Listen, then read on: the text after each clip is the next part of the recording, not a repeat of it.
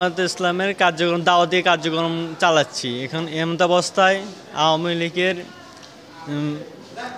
নেতা আমিনুর রহমান মোহন খন্দকার সহ তার গুন্ডা বাহিনী আমাদেরকে অতর্কিতভাবে আক্রমণ করে। এখানে আমার কান কেটে যায়, হাতে আঘাত হানে। আমরা এর সুষ্ঠু বিচার চাই।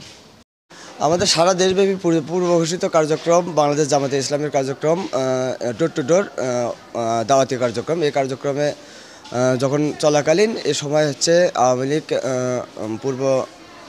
আওয়ামী লীগ সেক্রেটারি ওনার হচ্ছে নেতৃত্বে ওনার হচ্ছে পেটুও বানিয়ে আমাকে হচ্ছে অতর্কিতভাবে আমাদের দুইজনকে আঘাত করে। এই আঘাতে মূলত আমার হচ্ছে আমি মোটামুটিভাবে আমার পরবর্তীতে আমার ছোট ভাই আমাকে হচ্ছে ওই আঘাত থেকে আটকানোর চেষ্টা করে। আমার ছোট ভাইকেও অতর্কিতভাবে চাপাতি দিয়ে আঘাত করার কারণে ওর হচ্ছে কানে 6টা সেলাই দেওয়া হয় এবং যারা দোষী তাদের জন্য সঠিক বিচার হয়। ঘটনাটা শোনার পরেই আমি গত রাত্রিতেই আমরা ওখানে ফোর্স পাঠিয়েছি, বিশেষ অভিযান পরিচালনা করেছি।